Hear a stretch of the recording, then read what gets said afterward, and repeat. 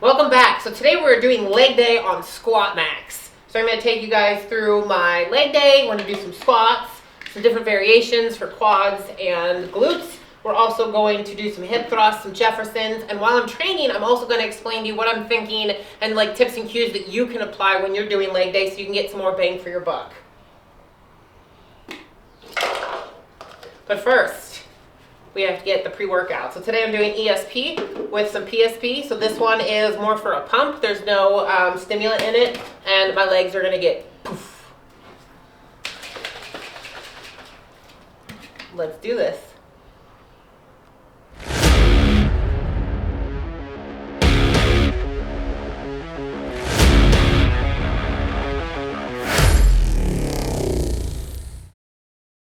Let me introduce you to the SquatMax. Made in the USA, this is a vertically aligned belt squat, and you can do lots of other things with it. Today I'm using it for legs. Like I said, we're going to be doing different variations of squats. We're going to be doing some hip thrusts, some Jeffersons. It comes with all different kinds of attachments. And actually, at the end of last year, Titan Fitness started working with SquatMax, so they sell an even different version. This is kind of one of the original prototypes I was lucky enough to acquire from my garage gym. It is my all-time favorite belt squat, and I'm going to show you why when we get into it. But I do want to point out that this is a vertical load. Unlike the pit shark, where the load is in front of you and down, kind of pulling you at an angle, this is more similar to the squat. So instead of having the load on your spine, like an axial load, it is going to pull from your hips. That way, if you have had any issues with your back or anything like that, this is going to be, ooh, chef's kiss. It's going to be so much better. And one of my favorite things about this is if you look underneath, it has the ability to add bands. I am obsessed with bands and the tension that they provide. So that's another reason why this belt squat is the best. So without further ado, let's get into leg day. All right, so this pad is the Henny pad. It is the most comfortable belt squat pad you will ever find. I do not like those ones at the gym, especially with the pit shark. It digs into my hips and I have bruises for weeks. So this pad will not only be comfortable, but it won't leave you hurting in your hips for days after your heavy squat day. So here you just, you're gonna feed the carabiner through the hole, take the load up. You can have different settings on this belt. And then once the load is on your hips, you're gonna go ahead and move the weight in. So these are the catches. Corkscrew your heels in, and then you just get ready to squat. You can hold your hands here, you can do the Macarena, it doesn't matter, or here for balance, whatever you wanna do. So this first 3-4 sets I'm gonna do is gonna be more quad focused. So you're gonna see my knees go past my toes, and just a nice good drive out of the bottom.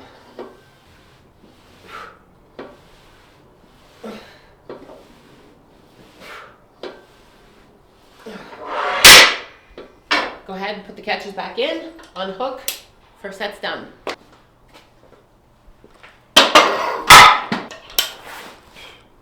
So for this set, since I'm focusing on quads, as I said, my knees are going forward towards my toes. And when I drive up, for me, the cue that works in my head is thinking about driving through my knees. So when I come up and I go down, I think about pushing my kneecaps back. So for me, that really engages my quads. It allows me to really focus on that muscle group.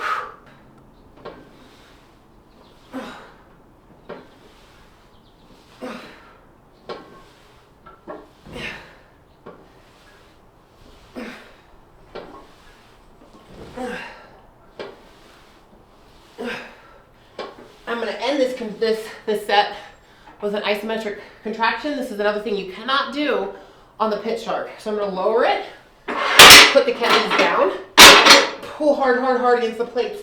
I'm pulling hard.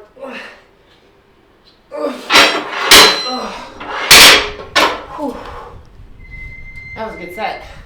So for this next set, I'm going to put a tiny little plate underneath my heels to show you guys if you want a little bit more comfortable and to feel even more in your quads. Elevate your heels.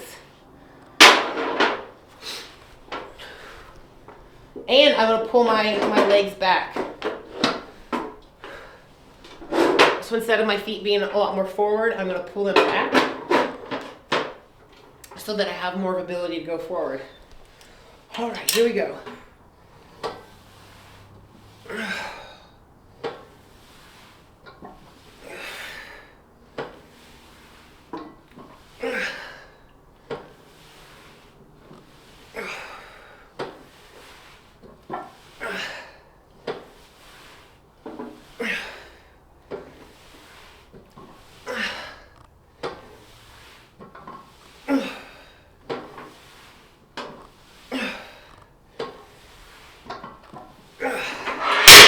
Now we're switching to glute focus, and to do that, you can take this little pin here and put it through, and instead of clipping here, we'll be clipping here. So it's gonna change the angle of the load. And then for more glute focus, I will be thinking about sitting, pulling my shin bones back, sitting back. They do have an attachment, so you could do like box squats or pause squats. It's over there. I don't have it attached because I just want to do regular glute squats, but you can do that. All right, here we go. So instead of knees forward, we're pulling knees back and sitting into it and then driving the glutes up. Sitting back, back, back, back, back, driving the glutes up.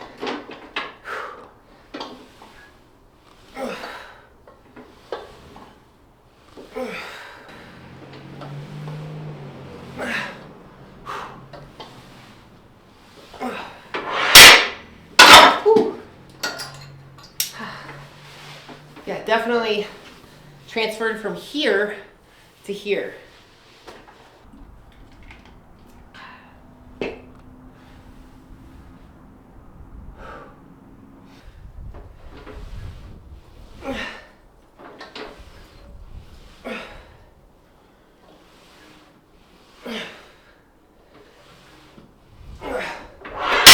So one thing that I wanted to talk to you guys is about rest.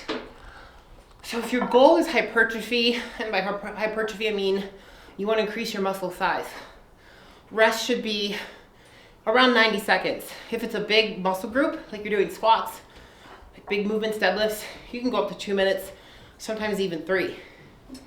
If your goal is strength training, like you want to increase your strength, you want to rest 2 minutes, 3 minutes, up to 5 minutes.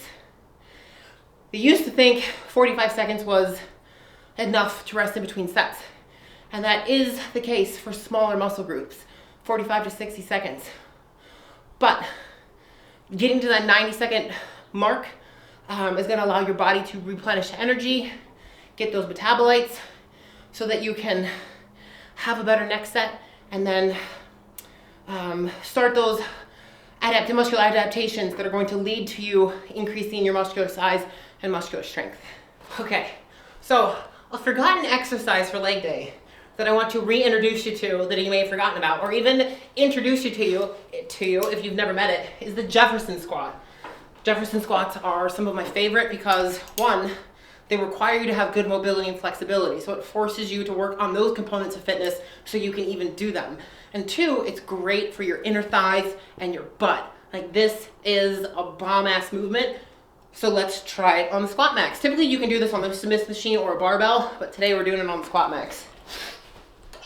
So the setup is pretty similar, except your feet are gonna be in kind of like an L position. So this left leg is gonna track towards my left toe, right leg is gonna track towards my right toe, and I'm just simply like squatting down, like thinking, let me just show you while I do it. So I'm just thinking like knees out, knees out, knees out, knees out, knees out, hit the bottom, squeeze those glutes to come up. So I squat down, squat down, and I feel like there's a zipper here, and I think about zipping like everything in. I mean, my butt's already feeling it. If you want to build nice butts and legs, good strength, this is your exercise. Inhale, exhale, blow it out. Inhale on the way down, exhale on the way up.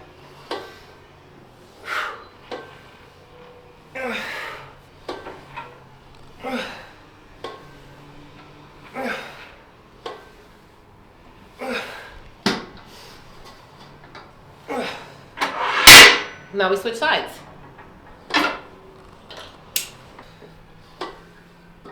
I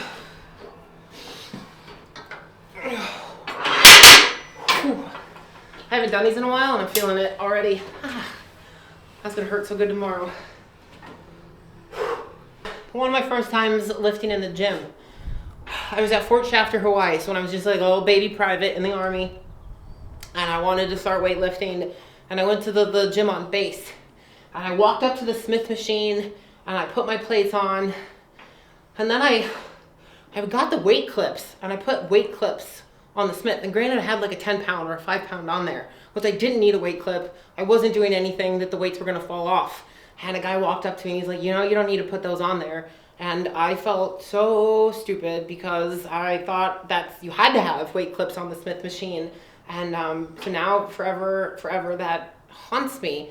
But then I think like, fuck it, man, we all make mistakes. Like, we're learning, who cares? Who cares if you put clips on the Smith machine if it's a 5-pounder? Like, do you?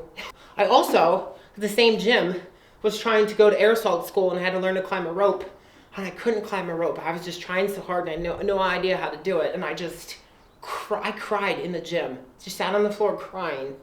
And then one of the gym workers walked over and saw me crying. And he's like, well, that's because no one's taught you how to climb a rope. And he taught me and I could do it. These are stories of, you know, you never know until you know. And there's no crying in bodybuilding, but there is. Now we are transitioning to the hip thrust, which this is my all-time, by far, super duper, paratrooper, mostest, bestest, excellent, if you get the point here, hip thrust I've ever done. So I have it changed up. So we have the platform with the belt, because that's how we loop it in. I got the bench here so we can brace our backs. And for this, I add a wall ball underneath so that I can have a seat and then, you know, get this belt situated. And when I'm ready, I lift my hips up. I roll to the side. This also comes with a slant board, which I'll put it on for the next set so you guys can see the difference. So depending on your foot placement, how you like to execute your glute bridges. But again, this is so super yummy. I swear by this one. So roll the ball to the side. I grab the weight on my hips. And then for me, I just kind of like to brace my arms here, but you can put your arms wherever you want. And you just kind of dip down and explode up, squeeze 1, 2. Dip down, and then squeeze those cheeks. Inhale, exhale, blow up. Inhale.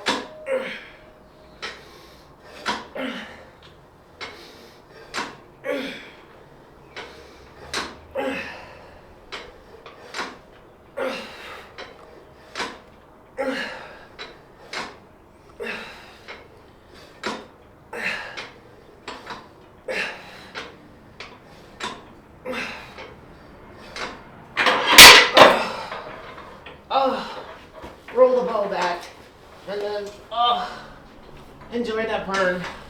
That hits like no other. Like I said, my favorite hip thrust. So for the second set, I have connected the foot plate. So it's got a nice little non-skid pad on there. So let's crawl on in and use it. Check this out.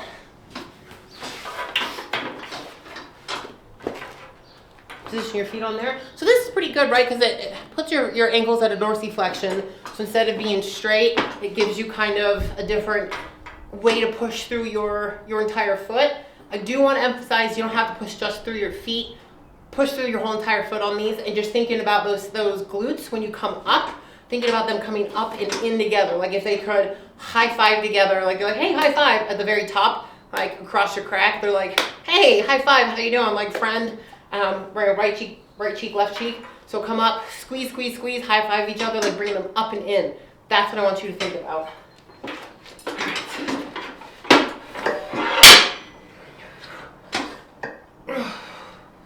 See, when I use this foot plate, for me, I feel it right in that underbutt between the glute and the hamstring.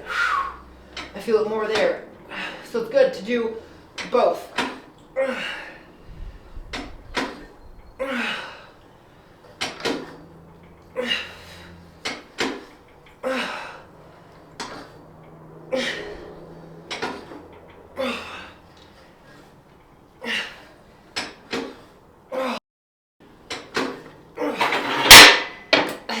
actually harder. Oh. So when you're training, you don't necessarily have to work the entire range of motion of a muscle in one exercise. Just have the goal of training the entire range of motion at some point through your workout. So if I use this slant board and I feel it more here, then maybe I pick a different exercise at some other portion during my leg workout where I feel it in that upper butt. So just make sure that your whole entire range gets moved and used. Just doesn't have to happen in one single exercise. So that was my leg day on the SquatMax MD. If you guys want to see tons more exercises, check out their page on SquatMax on social media, or even Titan Fitness. They cover all kinds of exercises, upper body, lower body, core work. We did, squats for quad focus, squats for glute focus. We did Jeffersons and some hip thrusts. Please go ahead and if you like this stuff, give us a like and subscribe, of course, so that you can continue to support us and we can give you lots of content. And leave a message below. Like, what else do you guys want to see? What kind of training equipment do you want me to review? What kind of exercises do you want me to see on certain equipment? Are there any tips or tricks or dumbbells? Whatever you guys want to see next, go ahead, leave us a comment so that we can get to that and show you what you want to know. Thank you for tuning in, and we'll see you guys next time.